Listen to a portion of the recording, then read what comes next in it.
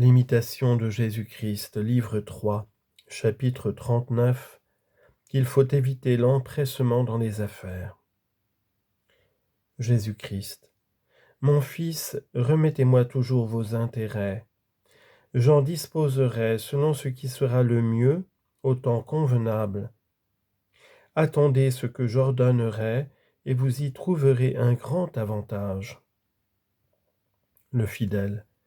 Seigneur, je vous remets tout avec beaucoup de joie, car j'avance bien peu quand je n'ai que mes propres lumières.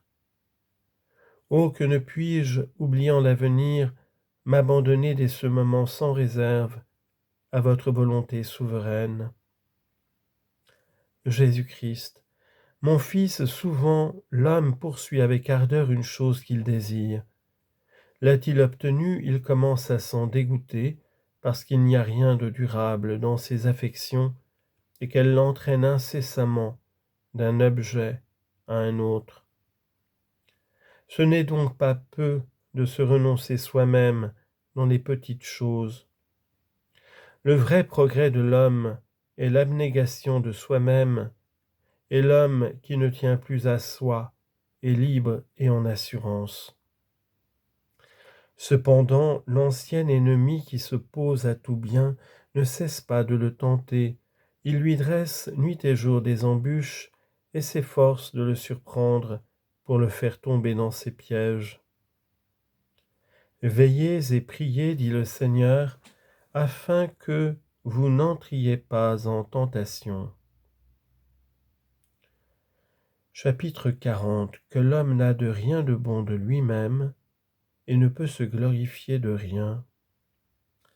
Le fidèle. Seigneur, qu'est-ce que l'homme pour que vous vous souveniez de lui? Et qu'est-ce que le Fils de l'homme pour que vous le visitiez? Par où l'homme a-t-il pu mériter votre grâce? De quoi, Seigneur, puis-je me plaindre si vous me délaissez? Et qu'ai-je à dire si vous ne faites pas ce que je demande?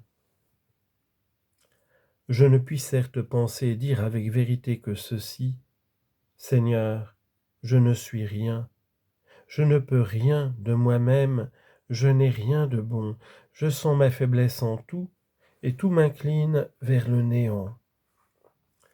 Si vous ne m'aidez et ne me fortifiez intérieurement, aussitôt je tombe dans la tiédeur et le relâchement. Mais vous, Seigneur, vous êtes toujours le même, et vous demeurez éternellement bon, juste et saint, faisant tout avec bonté, justice, sainteté, et disposant tout avec sagesse. Pour moi qui ai plus de penchant à m'éloigner du bien qu'à m'en approcher, je ne demeure pas longtemps dans un même état, et je change 7 fois le jour. Cependant, je suis moins faible dès que vous le voulez, dès que vous me tendez une main secourable, car vous pouvez seul, sans l'aide de personne, me secourir et m'affermir, de telle sorte que je ne sois plus sujet à tous ces changements, et que mon cœur se tourne vers vous seul et s'y repose à jamais. Si donc je savais rejeter toute consolation humaine, soit pour acquérir la ferveur, soit à cause de la nécessité qui me presse de vous chercher, ne trouvant point d'homme qui me console, alors je pourrais tout espérer de votre grâce et me réjouir de nouveau dans les consolations que je recevrai de vous. Grâce vous soit rendue à vous de qui découle tout ce qui m'arrive de bien. Pour moi, je ne suis devant vous que vanité et néant, qu'un homme inconstant et fragile. De quoi donc puis-je me glorifier?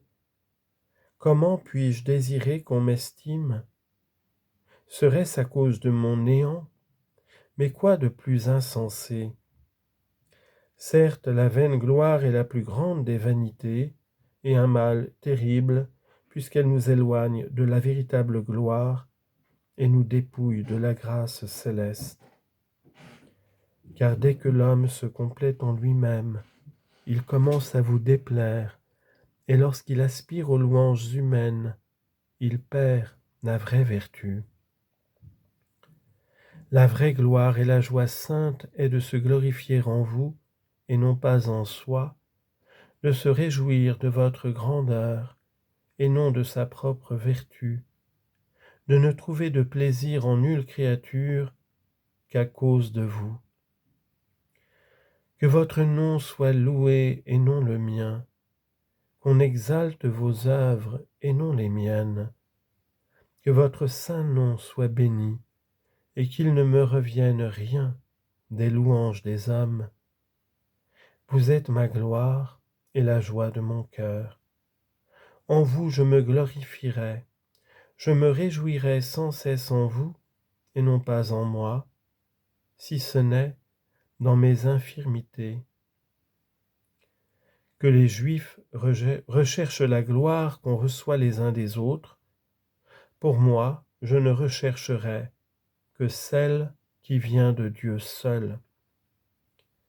Car toute gloire humaine, tout honneur du temps, toute grandeur de ce monde comparée à votre gloire éternelle, est folie et vanité. Ô ma vérité, ma miséricorde, ô mon Dieu, Trinité bienheureuse, à vous seul louange, honneur, gloire, puissance, dans les siècles des siècles.